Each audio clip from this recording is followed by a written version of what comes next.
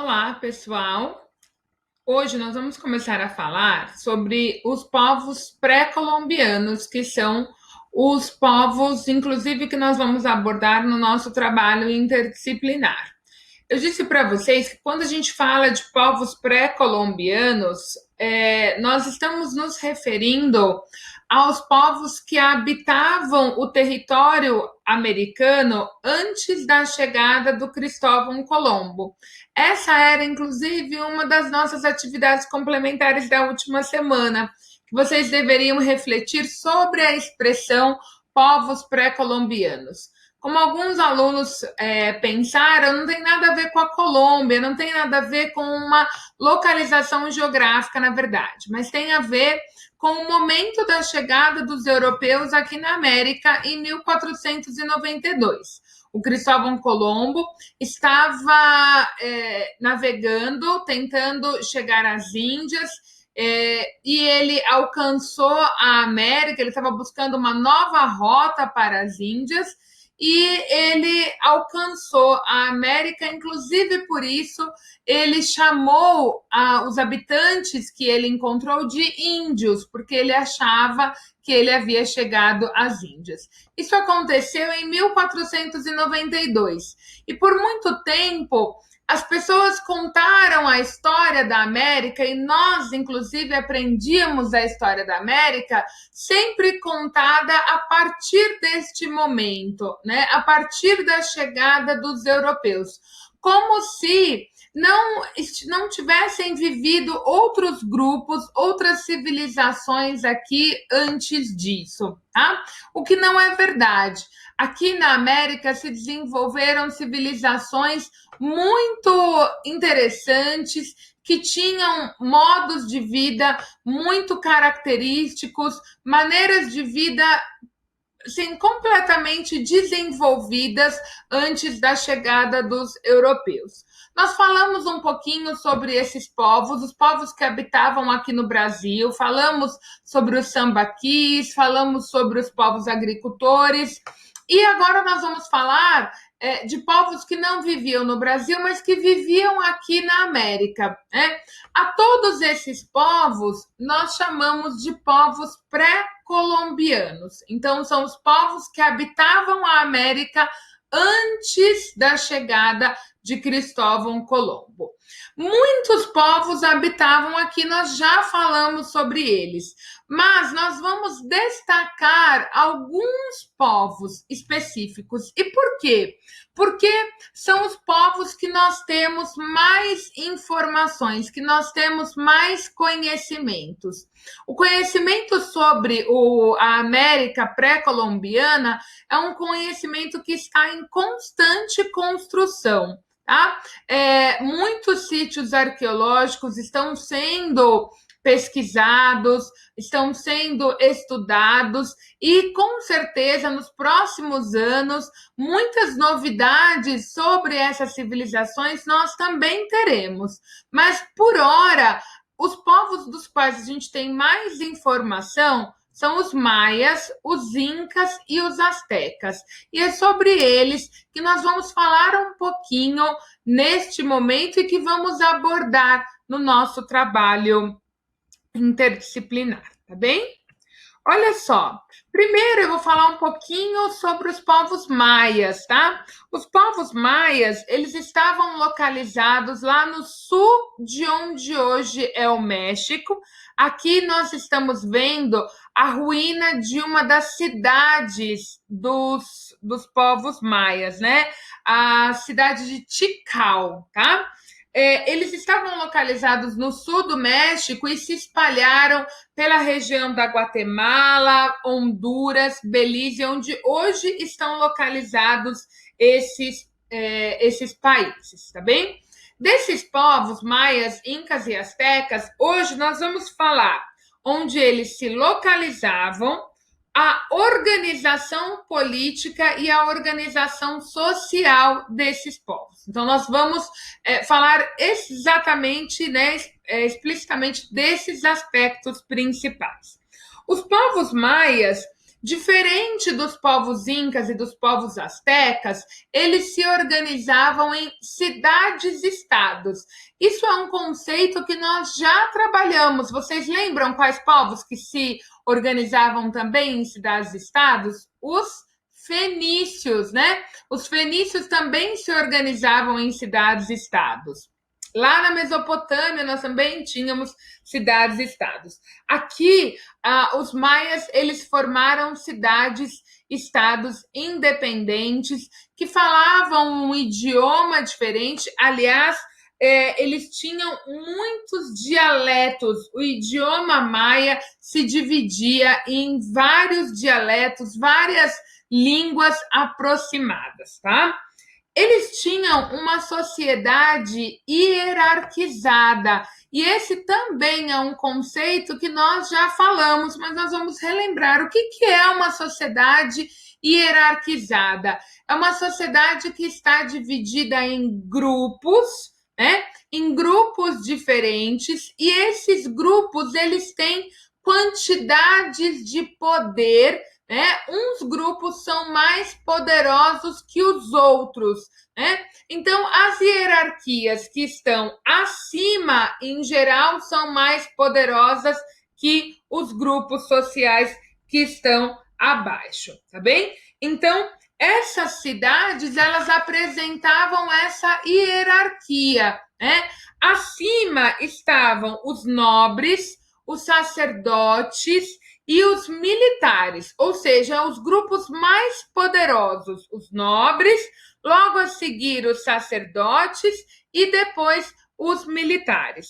E por último, ficavam os artesãos, os comerciantes e os camponeses, tá? Então, artesãos, comerciantes, camponeses eram grupos não menos importantes, mas eram grupos que tinham menos poder político, menos participação, menos poder de tomar as decisões nessas cidades-estados, tá bem? Então, olha só, falamos da localização, organização política, eles estavam organizados em cidades-estados e como era essa sociedade, tá? Aqui nós temos também mais uma ruína, a ruína da cidade de Chichén Itzá, tá? É uma das cidades mais importantes aí, desenvolvida pelos povos maias, né? Eu escolhi essa foto para chamar a atenção de vocês das construções, né? Os povos maias, eles desenvolveram construções muito sofisticadas, eram povos que tinham conhecimentos matemáticos, conhecimentos de arquitetura, conhecimentos sobre astronomia, muito interessantes e que nós vamos falar na nossa próxima aula. Mas eu escolhi essa imagem só para despertar a curiosidade de vocês sobre esses povos. Eram povos que já construíam, vejam, né, construções de pedra muito resistentes e tinham um grande desenvolvimento, tanto arquitetônico como matemático, tá bem?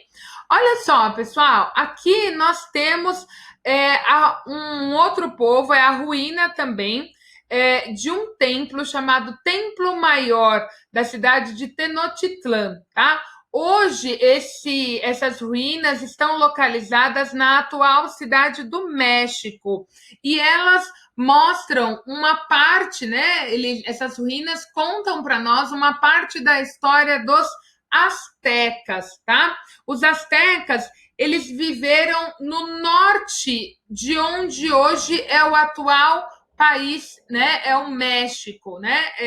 E essa construção, essas ruínas que vocês estão vendo aí, é na atual cidade do México. Os astecas foram povos que se desenvolveram naquela região e que acabaram formando um grande estado centralizado. Eles tinham, então, um líder, né, um governante que dominava todo o território, diferente dos povos maias. Mas esses astecas, eles não existiram sempre como um grande império. Eles só conquistaram um grande império porque eles dominaram vários povos que viviam ali naquela região, que eram chamados de povos mexicas, tá? Os mexicas foram dominados pelo povo asteca, que era um deles, né, um desses povos, e que acabou se tornando o povo ali mais forte, mais importante, e conseguiu, inclusive, dominar os outros territórios, tá bom? Eles, quando os astecas dominaram esses outros povos, eles formaram um grande estado centralizado, tá? Centralizado nas mãos de um governante. Esse governante, ele governava todos os povos não sozinho, mas com a ajuda da aristocracia. O que é a aristocracia? É o grupo mais rico, né? O grupo de pessoas mais ricas do império ajudava ali aquele governante a tomar as decisões e a colocar essas decisões em prática. Junto com ele, nós tínhamos também um grupo de sacerdotes que também colaborava nessas decisões e os militares, tá? Os militares nessa sociedade asteca, eles eram muito importantes. E por que eles eram muito importantes? É fácil da gente descobrir, da gente perceber. Se os astecas eram povos que dominavam outros povos, que formaram um império conquistando outros povos, eles precisavam ter um exército forte que garantisse a dominação desses povos, tá bem? E é por isso que os líderes desse exército, né, os grandes generais, os comandantes, eles acabavam tendo grande prestígio nessa sociedade, porque eles colaboravam junto com os grupos mais ricos, junto com os sacerdotes e com o governante, eles colaboravam para manter o domínio sobre esses outros povos, tá bem? Essa sociedade, né, também era uma sociedade hierarquizada. Então, essa aristocracia formada pelas pessoas mais ricas do estado asteca, junto com os militares e com os religiosos, com os sacerdotes, eles tinham mais poder político, tinham mais poder de decisão que os agricultores, que formavam a maior parte da sociedade, e os soldados. Por quê? Porque, como eu disse, o exército era muito importante? Sim, era muito importante. Mas era todo mundo do exército que tomava as decisões? Não. Apenas esses grupos mais importantes, formados pelos comandantes, pelos generais. A maior parte da população era formada por agricultores, e aqueles que não eram agricultores se dedicavam ao exército, mas se dedicavam na qualidade de soldados, que não tinham tanto poder de decisão assim como os seus comandantes, os seus generais. Tá bem?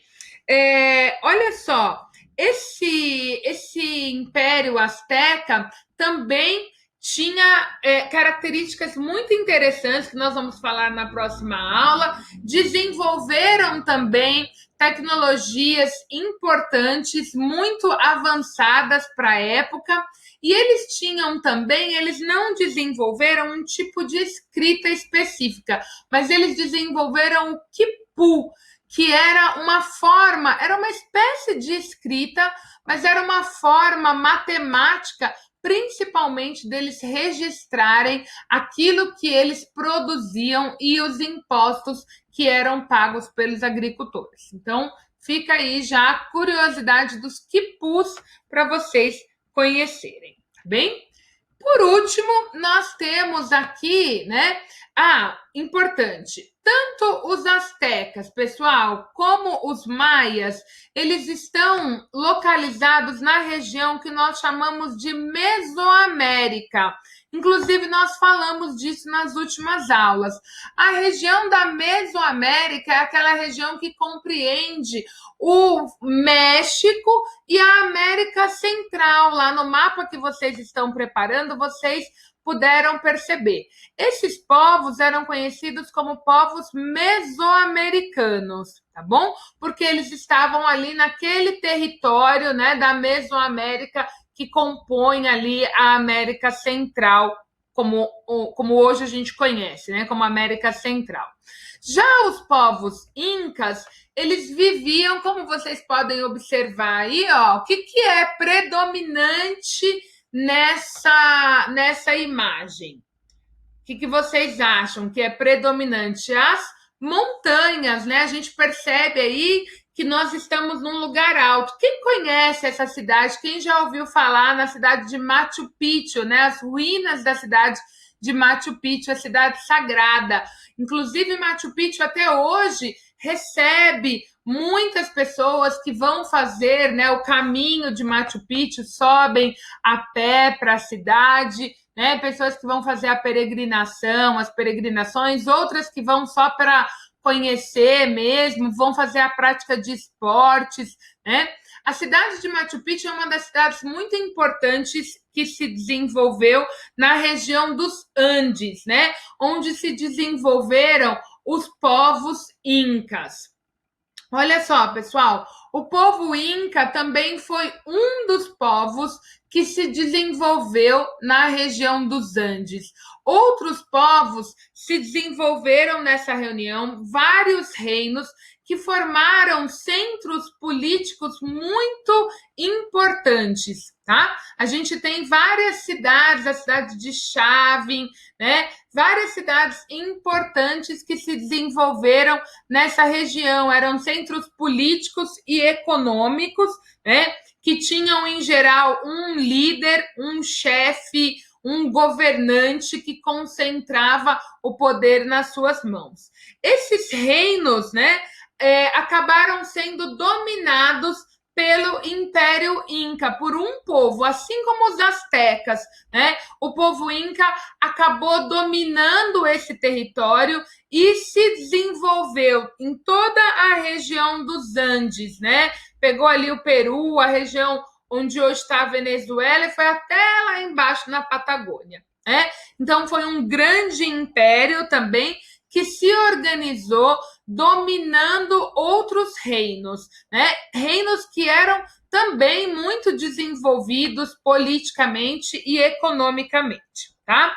Assim como os povos astecas, né, os povos incas, já que se formaram o seu império centralizado a partir da conquista de outros povos, os militares, o exército também vai ter uma grande influência nessa sociedade, tá? Essa sociedade que era governada por um líder, pessoal, que tinha um aspecto também religioso, tá? O líder do Império Inca, chamado Sapa Inca, ele era considerado um emissário, um descendente direto do Sol. E o Sol era a divindade mais importante para esses povos, tá? Então, eles formaram um grande império e esse império era governado por um líder que não tinha um aspecto apenas político, ele não era um simples governante, mas ele era também visto como um descendente do Sol, como um enviado do Sol, um representante do Sol. E o Sol era visto como uma divindade, tá? A centralização política desse império nas mãos desse governante era muito grande. E a vida das pessoas, a vida da sociedade era muito controlada, tá? As populações pagavam pesados impostos para esse Sapa Inca e ele tinha um grupo de pessoas que o ajudava a manter as regras e manter o controle sobre essa população. Tá? Para manter o controle, inclusive, o Império Inca vai se aproveitar de uma estrutura que também nós já falamos em outro povo, né?